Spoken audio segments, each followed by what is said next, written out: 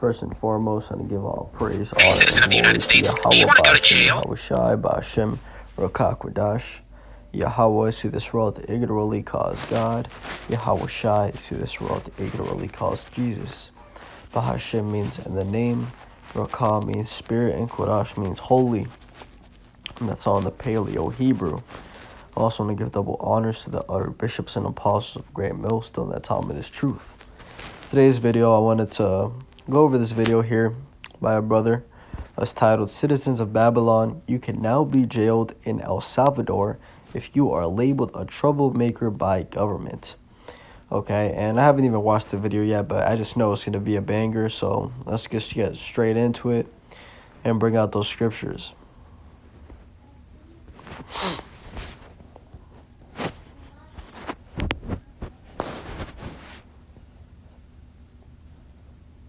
Hey, citizen of the United States, do you want to go to jail in El Salvador? Including those of U.S. citizenship and legal resident. It's here, folks. The threat of sending United States citizens to foreign jails. He has agreed to accept for deportation any illegal alien in the United States who is a criminal, from any nationality, be they MS-13 or Tren de Aragua, and house them in his jails. He has offered to house in his jails dangerous American criminals in custody, including those of U.S. citizenship and legal resident. Including those of U.S. citizenship and legal resident. Including those of U.S. citizenship and legal resident. It took just over 2 weeks, 2 weeks and 1 day for the United States to make a deal with a foreign country to deport United States citizens and hold them in jail in a foreign country. I said long ago that the United States government would start threatening to deport United States citizens, and they're not out loud saying it right now. They're not saying we're going to deport you, but they're doing it just loud enough to start to quiet resistance. And that's the scary part, the part that should concern you. They're making it just close enough that people aren't going to be willing to resist. This is how you lose all of your power. The fear suppresses the resistance. But don't mistake me. I believe that if they had a reason, they would absolutely send United States resistance to foreign prisons, to El Salvador. Do you have any idea what the condition of those jails is going to be? Do you have any idea what will happen to resistance? Do you know how easy it is to categorize someone who protests against the government as a violent criminal? Or if you're protesting with one person in the group and a person of suspicious origin, maybe not even connected with the group, does something violent or breaks federal property, all of a sudden you might be going to a jail in El Salvador. The crazy thing is not that they said this out loud. I knew, many people knew they were going to do this, but the fact that they've done it in just 2 weeks, what's ahead of us? If you're not alarmed now, you're not paying attention. The government of the United States is threatening to send United States citizens to foreign prisons. Foreign prisons. Out loud. The Secretary of State is making that threat. In our country, including those of U.S. citizenship and legal resident. It is breathtaking how quickly the government has moved to threatening citizens. And don't be fooled by what people will say, oh, this is only for violent criminals. We still have a constitution. We still have some ability to stop this. But the definition of what is or is not a criminal will be decided by this government if we don't stop that from happening. In our country, including those of U.S. citizenship and legal resident. Hey, citizen of the United States, do you want to go to jail in El Salvador? Any illegal alien in the United States who is a criminal, from any they're going to deport you, but they're doing it. And then the video just loops. So there you go. Right, you heard it straight from the government, essentially, going into how if any, illegal immigrant or American citizen is caught doing crime, you could be sent to an El Salvadorian prison. And this is beautiful. This is beautiful because I've been bringing this out the last couple days. It's just been the spirit, how I've been going into how, scriptures talk about how this is Jacob's trouble, Israelites' trouble. Let's get that in Jeremiah chapter 30. In Jeremiah chapter 30 and verse 7, it says, Alas, for that day is great, so that none is like it. It is even the time of Jacob's trouble, but he shall be saved out of it. Right, and that's what I'm going into, is the end. Okay, a lot of people right now are seeing what's happening with the so-called immigrants, with Trump out here having this mass deportation. And they think that, oh, I'm an American citizen, I'm a Latino, but I'm an American citizen, so I'm fine. No, okay? This is Jacob's trouble. It's all of the Israelites, so-called Latino, Negroes, and Native Americans' trouble. Okay, not just illegal immigrants. And this video I just played right now confirms that through the Spirit, what I've been saying. Right, how these devils are about to start rolling on everybody. Okay, no matter who you are, if you got that phenotype, if you got that look of an Israelite, it's all go. Let's get that in Revelation chapter 12 and verse 12. It says, Therefore rejoice, ye heavens, and ye that dwell in them.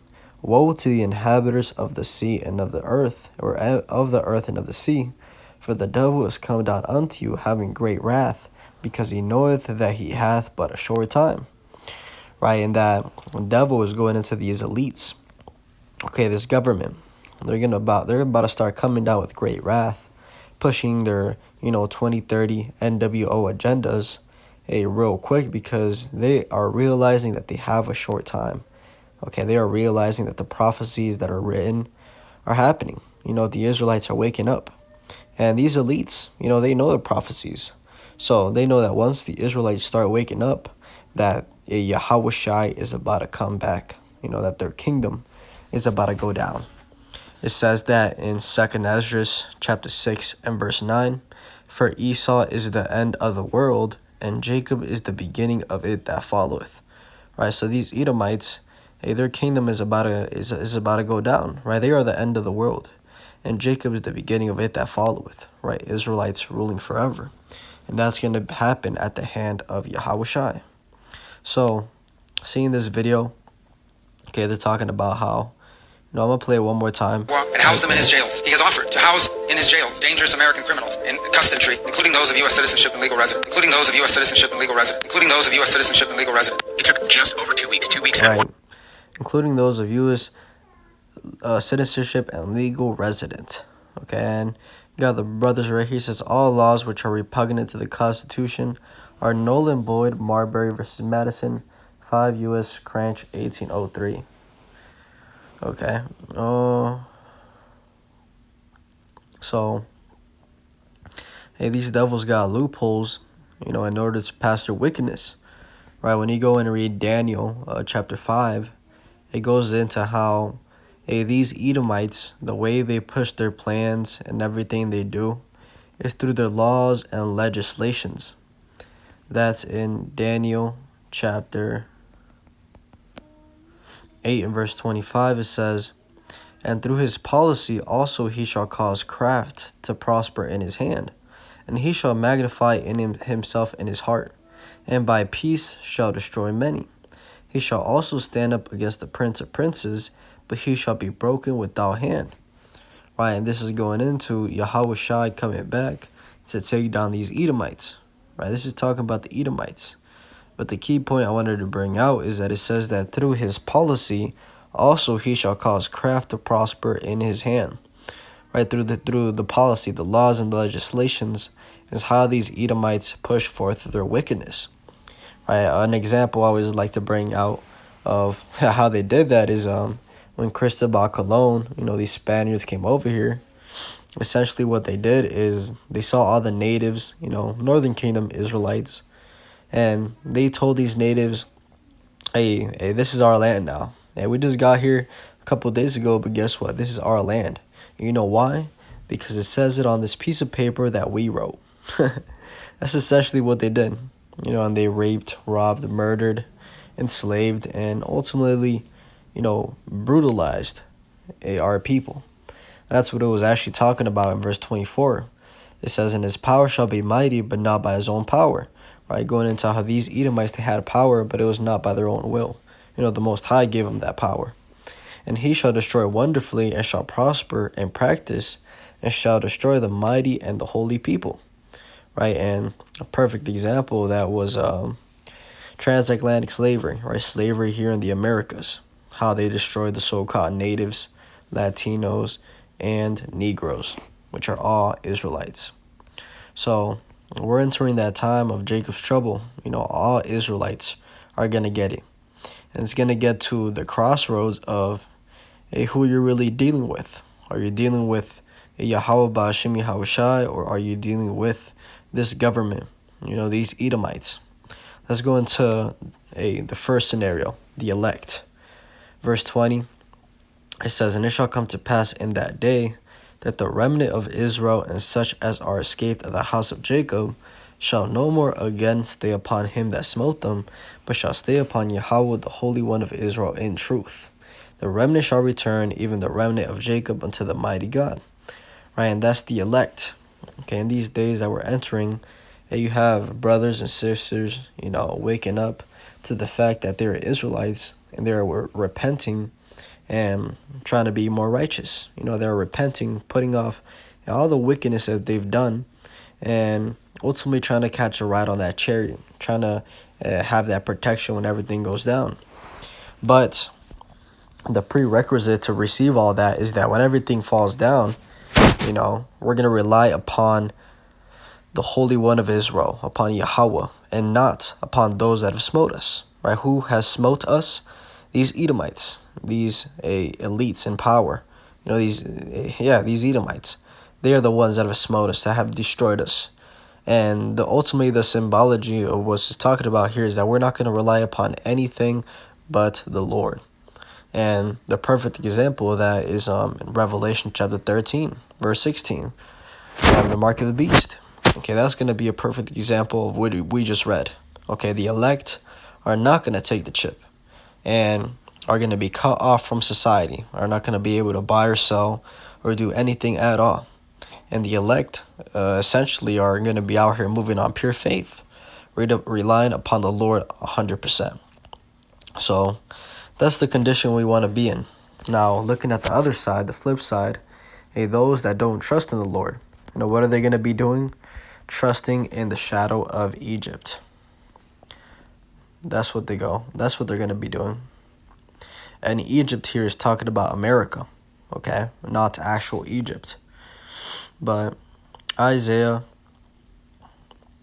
chapter 30 and verse 1, it says, "Woe to the rebellious children, saith Yahweh, that take counsel but not of me, and that cover with the covering but not of my spirit, that they may add sin to sin, that walk to go down into Egypt, and have not asked at my mouth, to strengthen themselves in the strength of Pharaoh, and to trust in the shadow of Egypt." Right, and that's the majority of these Israelites out here. Right, statistically, as the scriptures say, 2/3 of his people are going to be destroyed. Right, so the majority of Israelites, they're not trying to seek the Lord and have his covering, his protection. They're going to walk down into Egypt and trust in the shadow of Egypt. So essentially, two-thirds of his people are going to trust in the government, trust in their oppressors.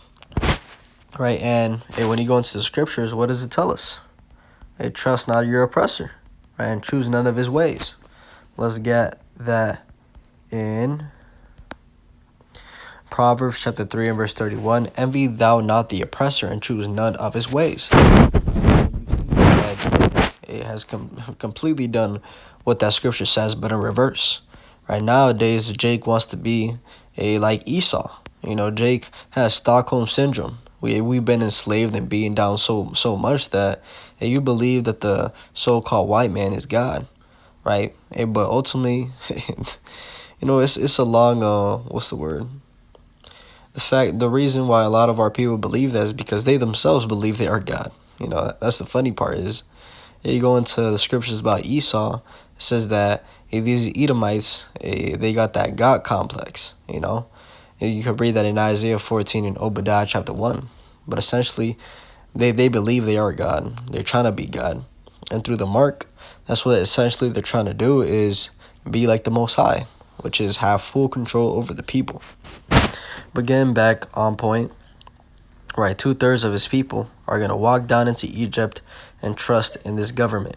They're going to take the chip and ultimately be destroyed, right? Because as it says in verse 3, "Therefore shall the strength of Pharaoh be your shame, and the trust in the shadow of Egypt your confusion."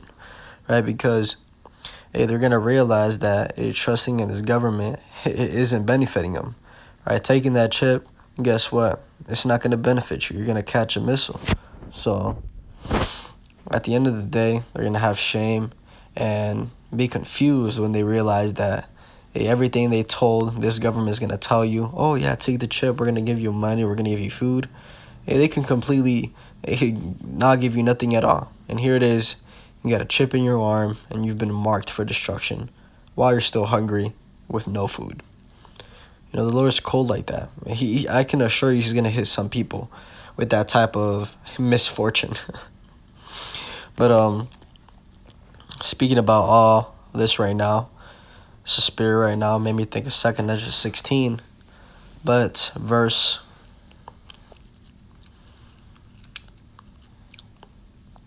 69, it says, "And they that consent unto them shall be had in derision and in reproach, and trodden under foot." Right, and that's what we just read, is that these people that consent unto them, right, the government, the elites, they're going to be had in derision and in reproach and trodden underfoot. Yeah, pretty much they're going to be confused. They're going to be taken advantage of, right? Ran all over. Because those people at the top that tell you this and that, they're lying. They're not actually, their intention is not to actually help the people, but otherwise, destroy, control. So that's why it says they're going to be in derision and in reproach and trodden underfoot, completely destroyed. Verse 70, for there shall be in every place and in the next cities a great insurrection upon those that fear the Lord. Okay, and that's going into persecution, which I feel like I bring the scripture out damn near every single week now, because the signs of persecution are literally ramping up more and more.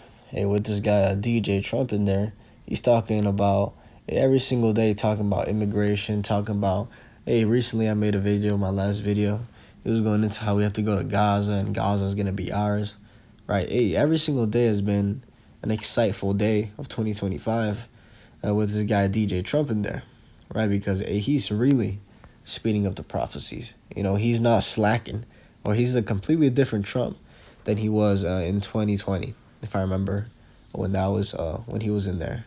2020? No, 2016, if I remember correctly. I'm not sure. But he's a completely different Trump. He's that Trump card. But it says, they shall be like madmen, sparing none, but still spoiling and destroying those that fear the Lord. For they shall waste and take away their goods and cast them out of their houses. Then shall they be known who are my chosen, and they shall be tried as the gold in the fire. Right, so mass persecution, being chased after, people chasing after you for, just because you're speaking a righteous thing. So I'm going to get a couple more, and I'm going to close it. This is 2nd Ezra, chapter 16. Going into a little bit of visualization of what's coming. It says in verse 22, it says, for many of them that dwell upon earth shall perish of famine, and the other that escape the hunger shall the Lord destroy. And that's something right there that, if you really internalize what that says, it's cold, man. It's cold. It says that many are going to die of famine, not being able to find enough food. Imagine that. Walking around, you have the energy to walk around and look, but you can't find food. And if you don't find food, you die. A lot of people are going to be in that situation. So, when you look at the importance of doing this work and this word, this is the most important thing, because there's going to be a time and day where, because you did this work, the Lord is now looking over you and literally giving you a way to survive, giving you food, giving you water. Okay, and if you don't have those things, guess what? You die. So that's why this is the most important thing, because in these days, that's what's going to protect us, is the name of Yahweh Ba'ashem Yahushai and the faith. Okay, and the faith in him and his son. Verse 23, and the dead shall be cast out as dung, and there shall be no man to comfort them, for the earth shall be wasted and the city shall be cast down. Right, so death is going to be a common occurrence. It says that people are going to be cast out as dung, as shit. Just imagine walking down a city and you just see piles of bodies. You see people walking around in masks. You see tight lockdowns. You see troops patrolling. That's all a reality, because we just read it.